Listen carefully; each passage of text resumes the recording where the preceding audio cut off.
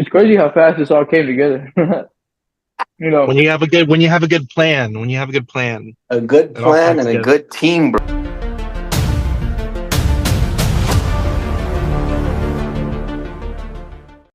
I don't know why people try to do this on their own. This is the best team game you could play because the deals are so massive. yeah, for sure. So this one, send some RVMs out to agents because I just wanted to talk to people. To be honest, I felt like going through listings online, it just wasn't the best use of my time. So I was just trying to spread the message out there. What I was looking for, got a bunch of listings sent to me. So I have like more properties to even send offers to because there's a bunch of these agents. All these agents are looking at a bunch of deals every day. So anyways, somebody brings something in front of me. I get really cool with the agent. He's really motivated to sell the property because he wants to get paid too. It's 100 acres. They had it at 13 an acre, and then I talked to the agent. He's like, "Look, man, I think they'll take 10 an acre. They just wanted to see what the market would do if we did it for 13, but they'll take 10. We knew it was a deal, and then we offered 12 months to close with $10,000 in EMD released straight to the seller. So they got them to dance with us for a little bit. We went back and forth a couple of times, but we ended up selling it for, $10,000 an acre, 2% EMD released to the seller, and then that bought us 8 months to close. So they know exactly what we're doing. They know we're going to be marketing the property, pre-selling tracks, and looks like we might have, God willing, all the tracks sold soon. So this has all been in the span of a couple weeks. So the day we contracted 100 acres for a million cash, this was roughly like what, 14 days ago or less? Yeah, 14 or less. Okay, and then we think we have offers coming in for the whole entire property by tomorrow.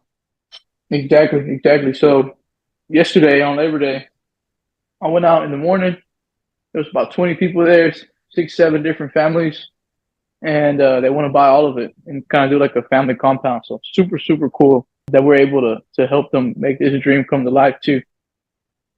Boom. Right place, right time, right price, perfect setup. We had 8 months to move it. Seller knows we're selling the property. So there's no sleight of hand. There's no dishonesty, like with wholesaling where you got to try to pull a fast one. Just straight up, clean deal.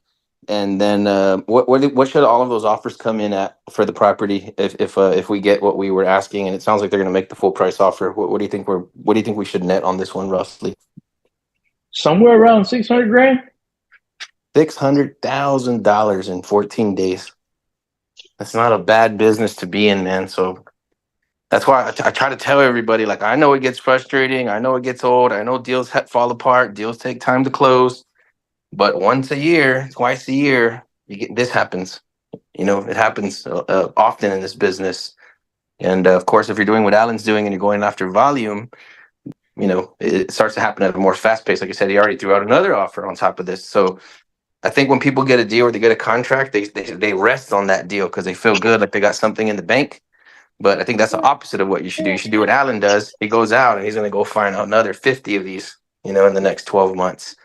And I wish everybody would just do that. Kyle does it. Some people do it, some people don't. I don't know what it is, that switch in your brain. But when you have something in your hand, a contract in your hand, a deal in your hand, it's not time to rest. It's time to go harder. And then you'll come across deals like this more often. So, dude, yeah, congrats, man. You're freaking smoking, killing it. And we're just super proud of you, man. I'm glad to be working with you. And yeah, it's a perfect combination. It's exactly what HiveMind was designed for. You brought your A game to the table, brought a deal to the table. We helped make a crazy offer, help sell it. Boom. That's a perfect partnership. It's a team effort for sure. I love it, man. It's the best business, the best company that I've ever been around, the best people, the most honest, genuine people. Nobody in here is going to steal your deal. Nobody's going to beat you up for your deal. So it's a cool group that we've assimilated. But like I said, it's tremendous. I don't even know what 9-to-5 jobs pay anymore, but to make 600 grand in 2 weeks, it kind of, you can catch up 10 years of life in that business, and making that amount of money. So congrats, dude. What are we going to cover today, Daniel? Is Kyle going to take this one over or what? Yeah, I think Kyle wants to cover relationships, agent relationships, and I think he wanted to cover some deals today. I think knowing what you're looking for is everything. Absolutely everything. Makes this business super, super fun and interesting. Yep. What's up, guys? First of all, Alan, great job in finding that deal, bro. It was a great one. Someone on our team, I want to talk about agent relationships, and this goes both on the buying and the selling side for us. On the buying side, obviously, you find someone that's motivated and they understand our processes and they understand how we operate. And they want to get a deal done with us. They're willing to give us a discount. They're willing to give us time. They understand the full extent of what we're doing as far as marketing and just our whole entire business model in any way they can help. So that's on the buy side. On the sell side, the families that were there over the weekend or yesterday, I'm sorry, someone on our team did a campaign, an agent blast texting campaign that I think he sent out 100 texts, found this agent. She goes, "You guys are undervalued. I want to add my fee on top and bring in an entire family to buy this thing on the individual lots." And that was an agent relationship just on touching a certain agent after 100 texts. She was ready to go. I've heard that phrase a couple times where she's like, "I'm going to sell this whole thing." And so I kind of took it with a grain of salt, but she went out there. She brought 20 plus people out there. She walked the property. She's ready to write contract. She said, "Send me an example contract you guys use. What terms do you guys want?" Like she's game for whatever. She's like, "I don't even want a commission. I'm going to add my fee on top." So she's like, "I know you guys are undervalued. I'm going to sell it to them at retail." And I said, we were like, "I don't give a shit because, you're paying us what we want." Actually, what's really cool is she doesn't want to be paid. She wants one of our lots that has a house on it in return for her work, which equivalents to like she's adding like 35 grand on top of each individual lot, and it equates to basically the purchase price of the house and the lot. And that's what she wants in return of payment. She doesn't want to get paid. She literally just wants the house and the lot. So her niche was finding Motivated seller. We're the niche. motivated seller. Yeah. Well, yes, yeah, we're the motivated seller, obviously, but her niche was she was a badass agent out of Houston. She's from India. She specializes in working with people from India to get housing here in Houston, and she knew people that are ready to kind of move more towards that lifestyle of being outside the city. She puts together family and friends that know each other, all past clients that want that land all grouped together, kind of like a little compound. And that's her niche. And she said she has about 80 to 100 more people that would like to do this. So anything outside of the Houston area is obviously something that's really good right now because it looks like she's going to come through. God willing, she'll come through. But she definitely looks like she's moving. So talking about agent relationships, it's not just on the buy side for us, it's on the sell side. So the guy that sold it for us on the team, his name's Hugo. He's in Belgium, so he's sleeping right now. He's probably getting around $60,000 in commission just from selling the whole thing because he brought that agent relationship in. And that's someone he can use. That's someone he can use forever. As long as she keeps bringing those groups of family, he can basically print unlimited commission just off of having that relationship with her. So she's basically monetizing our land. We're basically monetizing it from our seller. She's monetizing it from us as us being the seller because we left meat on the bone for her. So right now we kind of noticed a shift. We kind of noticed a shift in the marketplace. I think with election coming up, with holidays coming up, the marketplace kind of slowed down as far as buyers. So we started pushing stuff around 65 to 75% of retail, and things have been moving better. Max deal and Tyler has been moving well. Allen's deal is moving well. So those are two deals that are moving well. And Lavernia's flying too, man. yeah, Lavernia is going well. So just things that we're staying undervalued on and competitive on with the marketplace, we're doing well. And a lot of the buyers are coming from agents. From what I'm noticing, a lot of the buyers are coming from agents and working with agents on the buying side for buying our lots. Like even if you guys are doing acquisitions, like let's say you find a really cool agent that likes our business model, ask them if they have anyone in their office that has buyers. Always be mentioning what we're doing. Don't keep it one-sided. Kind of keep it almost like a dual-pronged approach because with the change in commissions and everything as well, agents are going to look for more opportunity to get paid. Either that or they're just going to exit the business.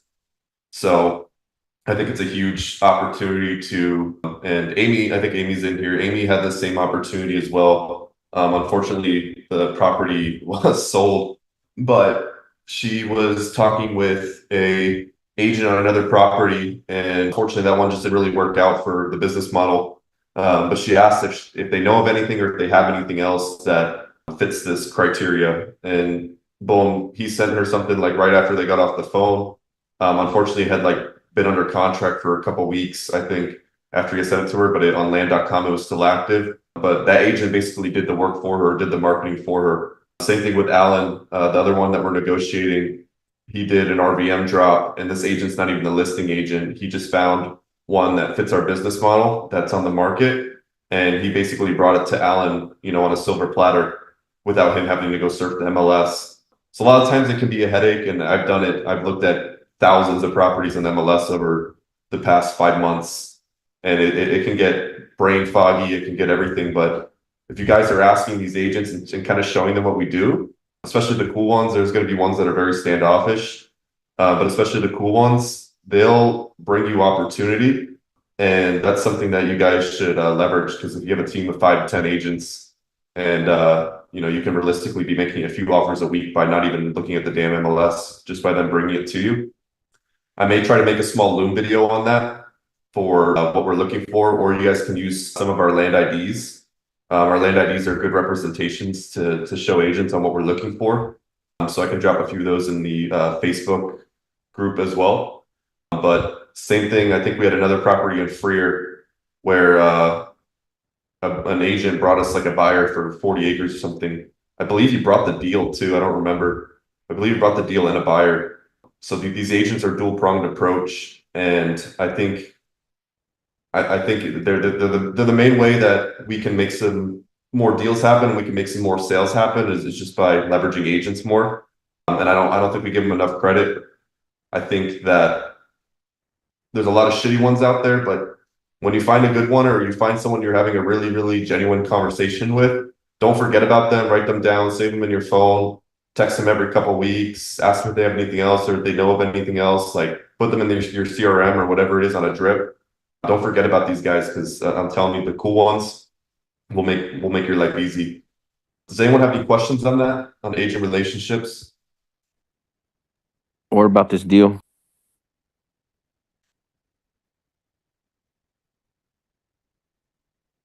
Is there anything in the chat?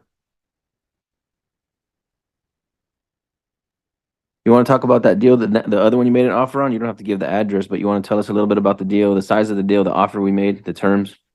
Yeah, so it's 92 acres. It's about an hour 20 outside San Antonio, an hour 20 outside of Austin, in the Texas Triangle. It's one of those counties you can do a 5-acre subdivide. It has 3 sides of frontage. I think we're getting it close to like 12,500 an acre, targeting closer to $100 or $20,000 an acre exit, since we can do 5s as it becomes a little bit more affordable. So, and that one comes with some structures too, and some utilities on one of the lots. Same thing with the El Campo one. It came with a house and a lot. Obviously, that one is what the agent wants as her payment. So we're going to give that to her. But how do I say it?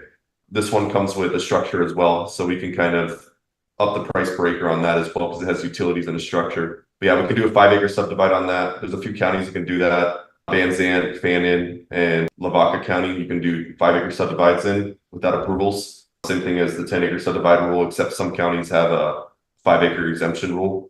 So those are 3 counties to target as well. And I'll put those in the chat, unless Anthony or Daniel want to put those in the chat while I'm talking.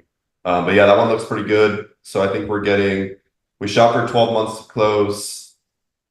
I think right now we have a verbal for 6, pushing for 8 to 9. Trying to teeter that thing up, because Anthony said the other day, 6 months with these types of deals sometimes feels like 2 months. These larger properties, because you have time for surveys, you have time for headaches, and 6 months just really does feel like 60 days. Like for the Tyler property, we're almost 90 days in already.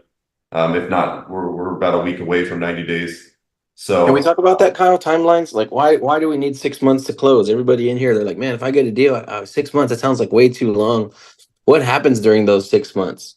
Man, because I'm on the front line of it all, I'm dealing with all the bullshit, dude. There's so much, you got to figure out driveway spacing. You got to have to figure out surveying. Surveyors might lag behind. You might have, like right now, our surveyors, like, I'm out with COVID. Well, when are you going to be back? I'll be back in the field next week. What the fuck? Well, now we're down 7 days. We paid you like half of the survey fee. So like, Hey, there's just what about this El Campo one, right? We got it 2 weeks ago. We're probably going to be sold out in one day. First showing, 600,000 profit. Well, now what do we got to do to get our money? What are the next few steps? What do the next timelines look like till we get a check? So next timelines look like, so on this one, honestly, like this one's an anomaly. So we already had a meets and bounds survey. So tomorrow she's drafting the contracts. We did 90 days or before, just so we have time to get all the individual lot surveys. Some people are going to come in with bank financing. So we're doing 90 days or before. And that's just obviously, we're going to try to close it out as quick as possible, but we also have to match up timelines on when everyone can close. So that way we don't have to raise any of the money. It's just a double close from there. Beautiful. 600K profit on the double close. We got 8 surveys coming back for all these families. Yeah, there'll be 8 surveys for the families, and then the 9th one will be for the agent. We'll figure out the legality behind giving it to her, probably a trust and sign her the beneficial interest or something. So the agent doesn't want any money at all. There's a house on property. She said she'll take that house as payment. So that she didn't come in and make us a lowball offer. She raised the price of every track $35,000 on her own. Nobody instructed her to do that. That was her compensating the math in her head to keep that house. Yeah. So you never know what these agents want, man. Some of them are really good and creative. I really love working with agents. I've had a lot of great experiences with them. I literally told her, I said, I love the way you work. And she was like, dude, your business model is so cool. She's like, you guys are doing cool things. Like, I love the way you work too. She's like, bring me another one of these, because I got like 80 to 100 more people that are ready to go for as a family buyer. But the same thing in Tyler. We have an agent waiting for surveys to come back who has a ton of buyers ready to go. I mean, we already have some lots pre-sold on that, but we have the one thing about working with agents is this girl. She was an anomaly, obviously, but you can coach agents into what we're doing. Hey, look, we're waiting for surveys to come back. We can make a contingent on this. It doesn't put you or your client at risk because of X, Y, Z. Like, always using disclosures, which we touched on, I think last week or the week before. Always using disclosures is something that we do all the time. But we use disclosures all the time. We coach agents on how to write offers. We coach agents on the process. Like, we're very transparent about what we do, and agents appreciate that. And a lot of times we're paying the commissions personally. So, I think it's something that these agents appreciate, the good ones. Some of them are going to want surveys. Some of them are going to want certain things. They're by the book. But you're going to find that badass one, like on this one in El Campo, and they'll change your life. Like, this girl, I don't know, correct me if I'm wrong, Anthony, Daniel. I mean, I'm fairly new to the business model, but in the last 3 to 5 years, have you guys ever sold a property this fast of this size? Not 600,000 profit in a day. Nope, not even close. No, Not a 7-figure property. This is the biggest one. Like, we're gonna make a big case study off of this one, because this was definitely. Think about it. We picked up one deal and created 9 pieces of inventory, and we're going to sell out in a couple of weeks. Like, that's pretty impressive for this business model, because a lot of the times sales don't move that quick. But like I said, with us pushing things below market value, we can really teeter that scale to moving through deals quicker and getting everyone paid quicker and still generating massive profits. And safe, very safe. Hey, you touched on that, Kyle, but I wanted to see if you can dive a little bit deeper on that. We recently started aiming at lower, right? So we would buy something for closer to retail, and we were comfortable selling it at 90%, 85% of retail. And now we've even scaled that back right now. So what would you say to the people on this call? Like, what do we need to buy at roughly to be able to exit? Where do we need to exit? So I would say still shooting for 50%. Obviously, the bigger the discount, the better. 50% is still good. Like, let's say you underwrite something or you look at something, retail's 10,000 an acre. Let's sell that thing for like 7,500 an acre as a 10-acre lot. And you could tell based on comps, and you can tell based on availability. You want to beat out the marketplace. So Tyler, we're crushing the marketplace. Like, there's nothing of that nature at that price point on the market. El Campo, like, you're not even close. Like, the next closest one is 20 an acre on a dirt road. So, like, you have to be competitive right now with the marketplace and the availability if you want to, teeter the buyers in your favor. So that's something we're doing is we're kind of moving more toward like the 70 to 75% exit price, still shooting for underwriting as 2x based on retail, but we're moving towards trying to sell them quicker, but still underwriting it as a 2x, but moving it more as like a 1.7x ish, but still underwriting it as 2x.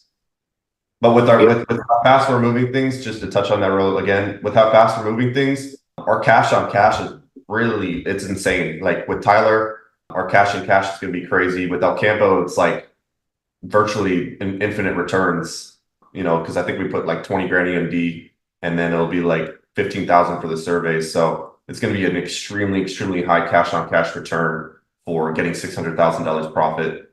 So that's something to touch on too. The faster we move stuff, the 2x is valuable, but it also doesn't matter when we're moving things at an extremely fast pace. Yeah, we almost did that on this one. We saw that stuff was going for 20 and right above. And then after talking about it, I said, man, let's just dump it quick. Like, let's just hit it for like 169. Like, let's just be massively under retail. And for sure, like I said, in the first showing, sold out. That has never happened before. But that's kind of where the market is right now. I think even if we see stuff at retail for 20, we don't want to sell for that. So that's something you guys got to consider when you're looking for deals. We don't want to be anywhere close to retail. Like Kyle said, maybe 75, max 80. That's our target exit price. The market's softening, so you want to undercut everybody. Yeah, there's some uncertainty with the election. There's some uncertainty with the economy right now. So you have to kind of play into favor with that and kind of feel the market shifted. And you just have to play along with that. Also, holidays are coming up too. So it's a good opportunity to also pick off some stuff on the acquisition side because investors and developers are going to, kind of hit the sidelines right now with holidays coming up. So for the next 4 months or so, you might be able to negotiate a good deal. Agents are going to want Christmas money, so you might be able to find a nice 5-acre lot that's worth 100. You pick it up for 50 because this agent wants their dang Christmas money or something. So that's something we do too is quick lot flips, try to get it 50, 60 cents on the dollar and flip it. Those you can move a little bit closer to retail or a little bit under retail because it's more of an affordable price point. But we still do push through those a little bit under market value. But that's something we're looking for too, is just quick arbitrage flips, buy something for 50, 60 cents on the dollar and sell it, close to retail 90% or so on those smaller ones. You got a question in the chat. Can you give us a short example of what your conversation with an agent explaining our business model? Yeah, I just tell them that we do subdivides, 10-acre subdivides. I essentially just tell them that we do larger timelines to make sure that we have enough time to do surveys. We always pre-market stuff because, we can't just willy-nilly buy something and expect us to turn around and sell it on the market. So we need some time to pre-market it. We're more than happy to put down non-refundable money, just little things like that. I explain. I'll show them examples. Anything that comes up. I mean, a lot of the times you don't even really have to explain a perfect business model. You just kind of really just say what I said. We do ranchettes. You can represent both sides as an intermediary. There's no reason for us to bring in another party. That's if you're calling the listing directly. Obviously, if someone brings you something on the buyer agent side, let them represent the buyer agent side. But realistically, I just say I go into the call and be like, hey, we do ranchettes. We do quick subdivides. We typically look for, it depends on the deal, but we typically look for XYZ in closing time. We'll do non-refundable money. And that's really it. See if they want to play ball. Yeah, I think it's the same conversation over and over. And the more time you come to these calls, the more you're going to hear us say the same thing. And I don't know what people think when they come to this call, but I feel like maybe they think we're holding back the secret sauce. But what we talk about on these calls, those are exactly the offers we're making. And if you're on this call and you're like, well, that offer sounds ridiculous, who would accept that? I mean, we're locking stuff up weekly now, so. And Alan has a lot of experience with some smaller land stuff. So obviously he has some experience there, but it's and Alan, correct me if I'm wrong, but it's an easy game. Like the negotiation becomes easier because these are illiquid properties. Like you don't need a true business model pitch. Like you don't need to be a super pitchy salesman. Like you tell them what we do. If it doesn't work out, it doesn't work out. That's it. Like they're just not the agent. They're just not the seller for you. But there's plenty of sellers out there just waiting for us to make offers, and they're out there. It's not a big needle in the haystack. Like the El Campo one was on the market for 6 months at almost 12 an acre, and then we got them down to 10. Like it's not a huge needle in the haystack. They're there. again, you utilize agents to help you find stuff, utilize people that are in the marketplace already, and maybe they know of something, their colleague has something, they have something off market. I don't know. Leverage these agents to work for you. Doesn't mean don't go look on MLS, because you still have to find those agents that are going to work for you. You can do text blasting. You can, do some cold calling to find some agents that want to work on your behalf on the buyer agent side, but they're out there that want to work for you. Yeah, I think it's just about making that first contact and then following up, right? Because a lot of these people don't say yes on the first go. So when people shoot you down, like, who cares? Like, that's just part of the game. You just keep on going. You just got to have thick skin. You just expect to hear no, but you have to touch enough deals, or you have to touch enough people to get a yes, right? And then, like Kyle said, once you have that agent on the phone, like, oh no, I don't think they would ever accept that. Okay, well, Mr. Agent, since you're out there looking at land and you're in this business, do you think you could help me find something, even possibly off market? Right? Have you heard of anything around there where they could take 100,000 down? I sat with a very seasoned land investor who does subdivides, very well connected, very well capitalized a couple weeks ago.